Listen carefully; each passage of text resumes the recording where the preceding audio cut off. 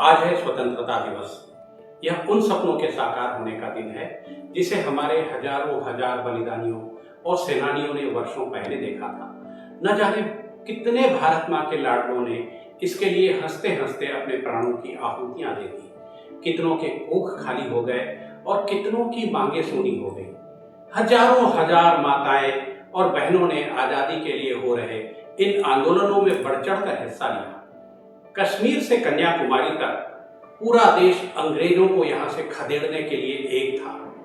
तो भला छत्तीसगढ़ कैसे अछूता रहता? छत्तीसगढ़ के वीर सपूतों ने भी तन मन और धन से इस महान आंदोलन में अपनी हिस्सेदारी निभाई। जय हिंद, जय भारत, भारत माता की जय। आप सभी देशवासियों को 15 अगस्त स्वतंत्रता दिवस की बहुत बहुत बधाई। पूरे विश्व में भारत जो है एक चमकता हुआ देश है और हमारा देश सक्षम है। हमारा नया भारत है और ये नया भारत है जहाँ पे कोई दुश्मन भी आंख उठा के नहीं देख सकता। कितना हमारा मजबूत भारत है, सशक्त भारत है। आप सबको फिर से स्वतंत्रता दिवस की बहुत बहुत बधाई। जय हिंद, जय भारत, जय छत्तीसगढ़। जय हिंद, जय भारत, जय छत्तीसगढ़। मैं हूं जितेंद्र शर्मा और मेरे साथ हैं विनेश दीक्षित। सीजी भास्कर इस महान पर्व को और खास बनाने एक छोटा सा प्रयास कर रहा है। हमारा यह प्रयास आपको पसंद आए तो हमारे चैनल सीजी भास्कर को सब्सक्राइब जरूर करिएगा। लीजिए पेश है स्वाधीनता आंदोलन के गौरव गाथा के अविस्मरणीय पल हमारे इस विशेष पहल स्वतंत्रता आंदोलन में छत्तीसगढ़ का योगदान में। आज हम स्वतंत्र देश में रह रहे हैं, लेकिन यह स्वतंत्रता हमें मिली कैसे? इसे लेकर अनेक जीवन की सच्ची दास्तानें हैं जो अब हमारे और आपके लिए कहानियां बन गई हैं। आप में से कुछ एक लोगों के परिवार का रिश्ता किसी न किसी स्वतंत्रता संग्राम सेनानी से जरूर रहा होगा। अगर घर में उनके बारे में कोई कहानी आपने नहीं सुनी है तो हमारा यह वीडियो देख लीजिएगा। हो सकता है आप उन्हें याद कर लें। वैसे भी हमारे पास प्रत्येक बलिदानी की कहानी नहीं है, लेकिन कुछ चुनिंदा शहीदों की शहादत के किस्से जरूर हैं जिन्होंने छत्तीसगढ़ में रहते ही देश की आजादी में प्रथम स्वतंत्रता संग्राम से लेकर आजाद होने तक प्रयास किए और अपना जीवन तक बलिदान करने से पीछे नहीं हटे। अब आगे की गाथा आपको विनेश दीक्षित सुनाएंगे। तो देश में पहला स्वतंत्रता संग्राम शुरू होता है 1857 से। मेरठ में मंगल पांडे के नेतृत्व में सैन्य विद्रोह शुरू हुआ। आंदोलन देश में जल्द ही फैल गया। इसकी आंच छत्तीसगढ़ में भी पहुंची। अंग्रेजों के खिलाफ प्रदेश में सबसे पहला विद्रोह सोना खान के जमींदार वीर नारायण सिंह ने शुरू किया। लेकिन आखिरकार वीर नारायण सिंह ही अंग्रेजों के खिलाफ क्यों हो गए?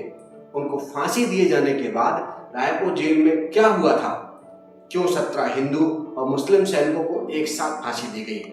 वीर नारायण सिंह को लेकर डॉक्टर प्रभुदयाल मिश्र और डॉक्टर रमेंद्रनाथ मिश्र के हवाले से लेखक आशीष सिंह अपनी किताब रायपुर में पेज नंबर 46 पर लिखते हैं। नमस्कार, मैं अजीत वैद, वार्ड नंबर 12, मोहन नगर पश्चिम से पार्षद। आज हम लोग स्वतंत्रता दिवस मनाते हैं। मैं पूरे देशवासियों को, शहर वासियों को, प्रदेश वासियों को, मेरे वार्ड वासियों को और देश के गांव के एक बच्चों को स्वतंत्रता दिवस की ढेरों हजारों शुभकामनाएं देना चाहूँगा। साथ ही सभी युवाओं से यह अपील करूँगा कि किसी प्रकार से आप स्वतंत्रता दिवस के दिन मादक पदार्थों का सेवन ना करें। हमारे यशस्वी प्रधानमंत्री श्री नरेंद्र मोदी जी का जो स्वप्न है उसको साकार करने के लिए आप तत्परता से इस देश को एकजुटता एक माला की मोतियों में पिराने के लिए आप सभी लोग तत्पर रहें। नरेंद्र मोदी जी ने हम सभी को यह आश्वासन दिया हुआ है कि हर घर तिरंगा। तो आप सभी से पुनः अनुरोध है कि अपने घर में कम से कम एक तिरंगा लगाएं 15 अगस्त के दिन और पूरी सावधानी से लगाएं। किसी प्रकार से तिरंगे का अपमान ना हो, इस चीज़ का विशेष ध्यान रखें। दिनांक 10 जून 1855 को डिप्टी कमिश्नर लेफ्टिनेंट सी एलियट ने एक पत्र कैप्टन ई के एलियट को लिखा। सोना खान की वार्षिक आय 303 रुपए 12 आने हैं। 1818 में उसे 300 रुपए वार्षिक अनुदान भी दी गई। यह शासन के कर नहीं पटाता। यह जमींदारी नारायण सिंह के परिवार के पास 366 वर्षों से है। इस पत्र से साफ हो जाता है कि अंग्रेज किसी का राज्य, जमीन, जमींदारी को छीनने का कोई मौका खोजते रहते थे। इसी संदर्भ में 1835 की एक घटना का जिक्र जरूर करना चाहूंगा, जिसमें नारायण सिंह पर देवनाथ मिश्र की हत्या का आरोप लगा था। देवनाथ ने कर्ज न अदा करने पर नारायण सिंह को कथित रूप से अपमानित किया था, काफी बुरा भला कहा था, जिसके बाद गुस्से में नारायण सिंह ने उनकी हत्या कर दी थी। इस मामले में केस भी दर्ज हुआ। सुनवाई नागपुर में चली, लेकिन नारायण सिंह पर आरोप सिद्ध ना हो सका और वो अपनी जमींदारी के पद पर बने रहे। इस मामले में अंग्रेज नारायण सिंह का कुछ बिगाड़ तो नहीं सके। आगे की कहानी आपको जितेंद्र शर्मा जी सुनाएंगे। अंग्रेजों को अगला मौका मिला 1856 में। तब छत्तीसगढ़ में भीषण अकाल पड़ा हुआ था। लोग दाने दाने को मोहताज हो गए थे। नारायण सिंह अपने लोगों को भूखे मरते नहीं देख सके।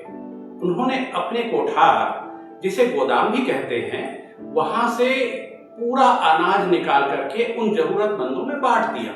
लेकिन उन्होंने ये जो मदद की वो पूरी नहीं हुई। इसके बाद नारायण सिंह ने शिवरी नारायण के एक व्यापारी माखन सेठ के पास पहुंचे और उनसे लोगों को अनाज देने की मांग की।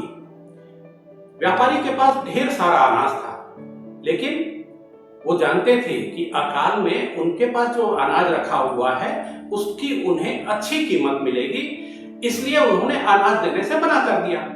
इसके बाद नारायण सिंह ने कुछ किसानों को साथ लिया और माखन सेठ के गोदाम पर कब्जा कर लिया और वहां जितने भी जो अनाज रखे हुए थे उसको लोगों में बांट दिया।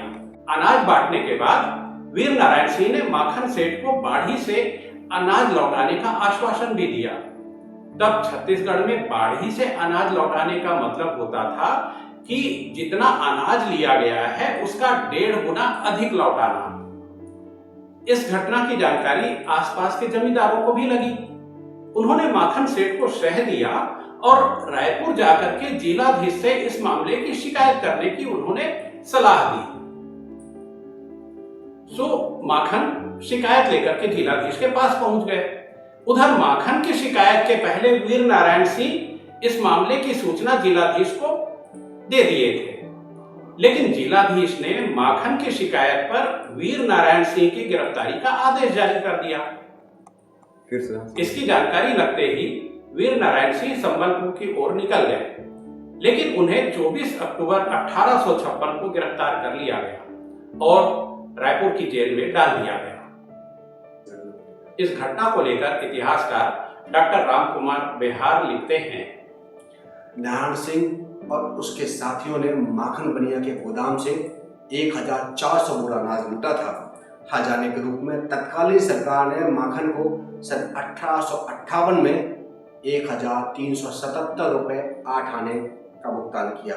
उस जमाने में जब 1 रुपए में 106 सेर चावल मिलता था, 100 आदमी अगर अकाल राहत के लिए वहां से लूट करते, अनाज लूटते, तो कुछ थोड़ी बात होती। 1400 बोरा अनाज की लूट अकाल राहत का उपक्रम नहीं, सीधी सीधी लूट थी। वैसे इस विचार को लेकर भी इतिहासकारों में मतभेद है। कुछ इसे जनहित का कार्य मानते हैं तो कुछ इसे सीधी लूट बताते हैं। इस पर फिर कभी बात करेंगे। अभी 1 साल पीछे लौटते हैं और आगे की कहानी के लिए मैं विनेश जी को बोलता हूँ। सादर नमस्कार, वंदे मातरम। समस्त प्रदेशवासियों को स्वतंत्रता दिवस की बहुत बहुत हार्दिक शुभकामना, बधाई। आत्मीय भाइयों एवं बहनों, हमारे स्वतंत्रता संग्राम सेनानियों ने अपना तन मन धन सब कुछ कुर्बान करके आज़ादी दिलाए हैं। आइए इस आज़ाद भारत में हम अपने दायित्वों का निर्वहन करें और देश के यशस्वी प्रधानमंत्री नरेंद्र मोदी जी के इच्छा के अनुरूप स्वच्छता पे काम करें और भारत माता को जगत गुरु बनाने के लिए अपना तन मन धन निछावर करें। जय हिंद, जय भारत, जय छत्तीसगढ़। मोर तिरंगा मोर अभिमान। जितेंद्र वर्मा, मंत्री प्रदेश भारतीय जनता पार्टी छत्तीसगढ़। तो ये सन था 1857 यानी स्वतंत्रता संग्राम का प्रमुख साल। 1857 में मेरठ में सैन्य विद्रोह हुआ। मंगल पांडे के साथियों ने अंग्रेजों के खिलाफ बिगुल फूंक दिया तो इसकी आग छत्तीसगढ़ के सुहागपुर में पहुंची। इसके साथ ही रामगढ़, कवर्धा, पंडरिया में अंग्रेजों के खिलाफ विद्रोह तेज हो गया। इस बीच 20 अगस्त 1857 को संबलपुर के क्रांतिकारी सुरेंद्र साय हजारीबाग जेल से फरार हो गए। उन्हीं की तरह 8 दिन बाद 28 अगस्त 1857 को वीर नारायण सिंह भी रायपुर की जेल तोड़कर भाग निकले। इसका विवरण रायपुर के डिप्टी कमिश्नर इलियट ने कमिश्नर को लिखे एक पत्र में किया है। जेल के बरकंदाज जमादार ने हमेशा की तरह हाजिरी लेकर उनके वार्ड में ताला जड़ा। दूसरे दिन सुबह होने पर पुनः दरवाजा खोला गया तो पता चला कि वे भाग गए हैं। दीवार में सुराख दिखाई दिया और वार्ड खाली था। बहरहाल सोना खान पहुंचकर शीघ्र ही वीर नारायण सिंह ने लोगों को एकजुट कर 500 लोगों की एक सैन्य टुकड़ी बना ली। यह सूचना भी अंग्रेज अफसरों तक जल्दी पहुंच गई। इसके बाद 20 नवंबर को कार्यवाहक असिस्टेंट कमिश्नर लेफ्टिनेंट स्मिथ ने 4 जमादार और 53 दफादारों के साथ सोना खान के लिए कूच किया। बिलासपुर से 50 से और सैनिकों समेत कटगी, देवरी, भटगांव और बिलाईगढ़ के जमींदारों की मदद भी स्मिथ की फौज को मिली। इसके बाद स्मिथ की फौज का सामना सोना खान से 3 फरलांग दूर पहाड़ पर मौजूद वीर नारायण सिंह की सेना से हुआ। गोलीबारी दिन भर चली। ये 10 बजे से शुरू हुई थी। स्मिथ की फौज को इस गोलीबारी में काफी नुकसान हुआ। बौखलाए स्मिथ के सैनिकों ने सोना खान की बस्ती में रात में आग लगा दी। सुबह फिर अतिरिक्त सैन्य सहायता पाकर स्मिथ ने पहाड़ को घेरना शुरू किया। दिन भर की गोलीबारी के बाद वीर नारायण की फौज की गोलियां खत्म हो गई। तब उन्होंने अपने साथियों की जान बचाने के लिए आत्मसमर्पण कर दिया। इसके 3 से 4 दिन बाद 10 दिसंबर को उन्हें परेड के सामने फांसी पर लटका दिया गया। वीर नारायण सिंह को जय स्तंभ के पास फांसी दी गई थी। कुछ लोग उन्हें तोप के सामने बांधकर मृत्यु दंड दिए जाने की वकालत भी करते हैं, लेकिन इसके ज्यादा प्रमाण इतिहास में मिलते नहीं हैं। अब जितेंद्र शर्मा जी से सुनिए कि स्वतंत्रता संग्राम की आगे की कहानी में क्या हुआ। अब हम कुछ आगे चलते हैं। चूंकि सैनिक परेड के सामने वीर नारायण सिंह को फांसी दी गई थी, इससे कुछ सैनिकों में अंग्रेजों के खिलाफ और नफरत बढ़ गई। जनवरी की सर्दी के बाद भी अंग्रेजों के खिलाफ नफरत की आग कुछ सैनिकों में धधकने लगी थी।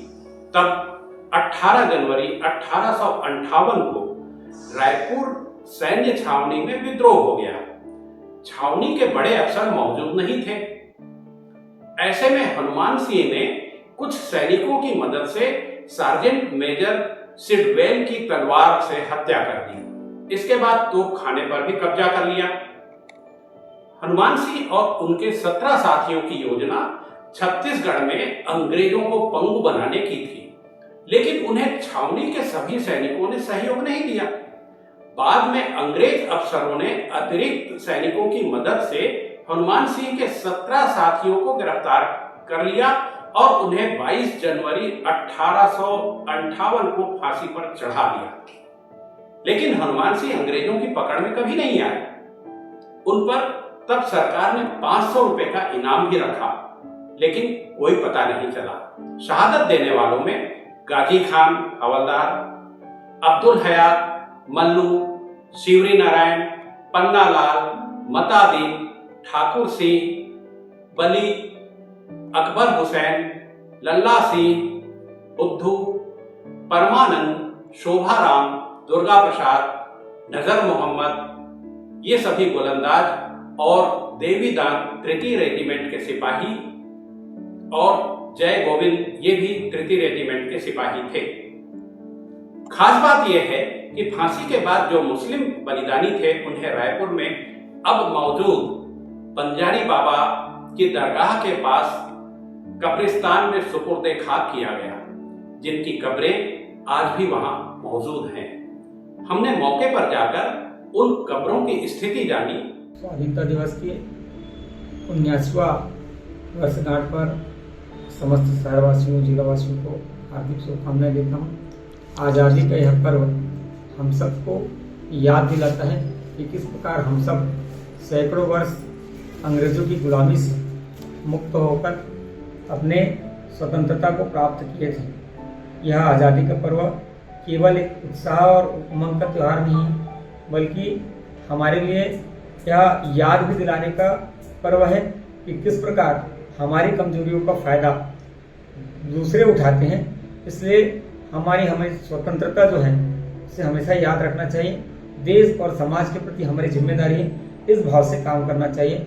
मैं एक बार पुनः समस्त शहरवासियों, जिलावासियों, प्रदेशवासियों को स्वाधीनता दिवस की बहुत बहुत शुभकामनाएं देता हूँ। जय हिंद। तो मेरे पीछे आप देख रहे हैं, ये रायपुर में सार्वजनिक तौर पर प्रसिद्ध बंजारी बाबा की दरगाह है और इस दरगाह में ये 1857 में जो प्रथम स्वतंत्रता संग्राम हुआ था, इससे जुड़ा हुआ एक बहुत काम का चीज़ यहाँ पे है, यानी उन बलिदानों की शहादत हम आपको याद दिलाएंगे जिन्होंने 1857 प्रथम स्वतंत्रता संग्राम में अपनी शहादत दी है और उन्हें फांसी पर चढ़ाए जाने के बाद उनकी शरीर को, उनके रूह को यहाँ सुपुर्द खाक किया गया। आप मेरे पीछे देख सकते हैं, ये कब्रें हैं। इनका जिक्र इतिहास की किताबों में तो मिलता ही है, बल्कि लोक श्रुति के बीच यानी लोगों के बीच भी, कहानियों के बीच में ये आज भी जिंदा हैं।